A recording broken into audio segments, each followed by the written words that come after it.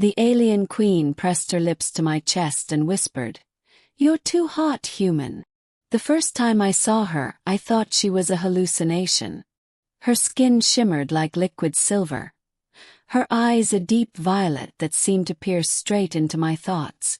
The chamber I stumbled into on the derelict spaceship smelled of ozone and burning metal, and yet in the middle of it all, she was calm, regal even, as if the chaos around her were nothing more than a backdrop to her presence.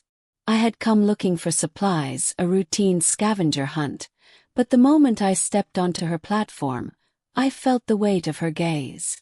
She studied me silently, tilting her head like a predator intrigued by its prey. "Human," she finally said, her voice melodic but carrying a strange, vibrating resonance that made my bones tingle. "Why are you here?"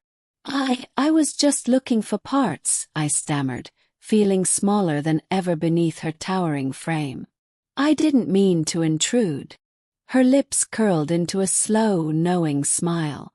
"Intrusion is often subjective, human. But curiosity is rare in your kind." Before I could respond, a subtle pulse vibrated through the room, emanating from her chest.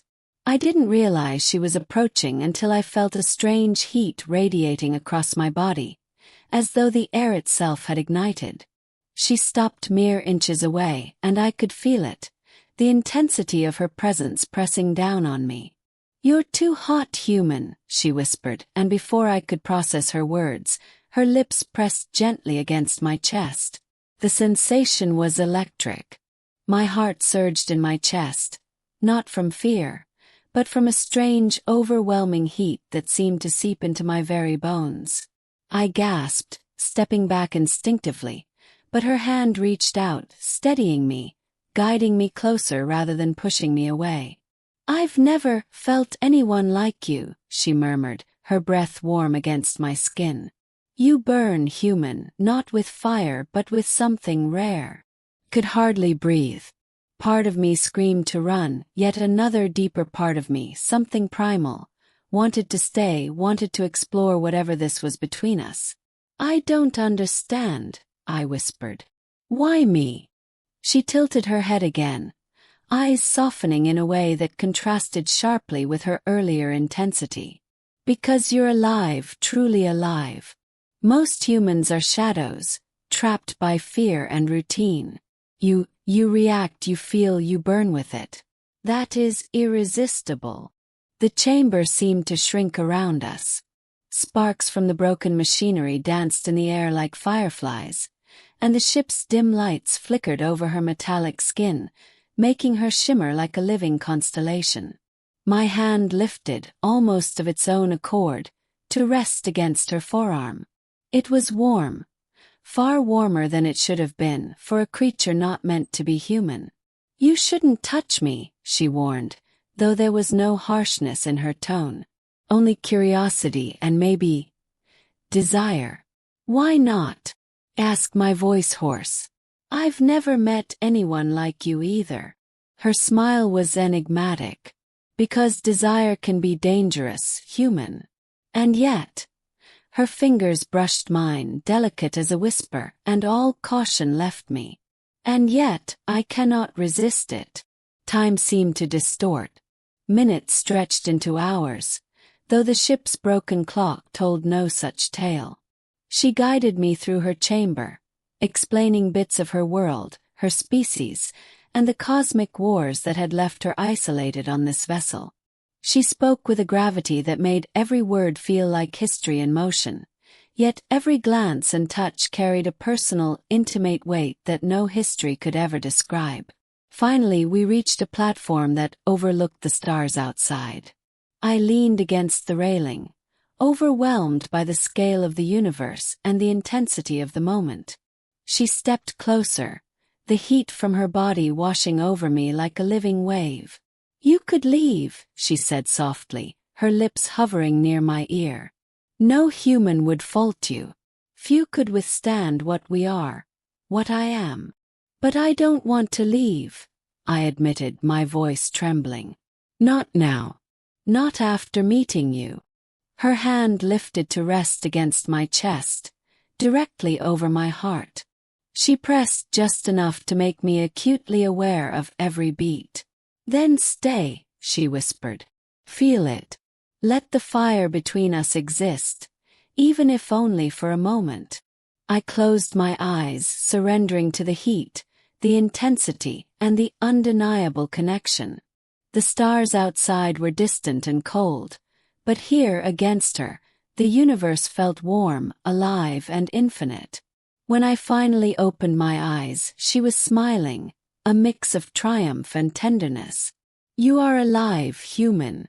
And that makes all the difference." I laughed softly, a sound half in disbelief, half in relief. "I guess I never knew being alive could feel like this." "You will," she said, pressing her lips once more, not to my chest this time, but fleetingly to my hand, a promise rather than a claim. "And perhaps, if the universe allows, we will explore it together." I nodded, heart still racing, soul still burning. Outside the chamber, the cosmos stretched infinitely. But here, with the alien queen, I had discovered something far greater. Connection, heat, and the undeniable truth that some encounters are worth every risk. And as the ship floated silently among the stars, I knew I would never forget the warmth of her touch, the fire in her words, and the way she had whispered to me, "Human, you're too hot." The chamber was quiet now, save for the hum of the ship's failing systems. I stood beside her, my chest still burning from the press of her lips, my mind reeling from the intensity of what had just happened. The alien queen's eyes met mine, violet orbs reflecting a galaxy I could never fully understand. "You could leave," she whispered, her voice soft but firm. "No human would blame you.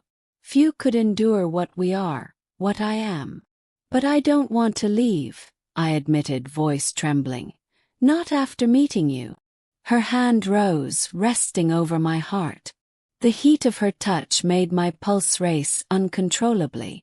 "Then stay," she murmured. "Let the fire between us exist, even for a moment. Feel it." I closed my eyes, surrendering to it. The overwhelming connection, the heat, the undeniable truth that this encounter was unlike anything I had ever known. The stars outside the viewport were cold and distant, yet here against her, the universe felt warm, alive, infinite.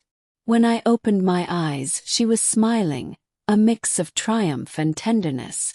"You are alive, human. And that makes all the difference." I laughed softly, disbelief and relief mixing into a single breath. I never knew being alive could feel like this. She pressed her lips briefly to my hand, a silent promise.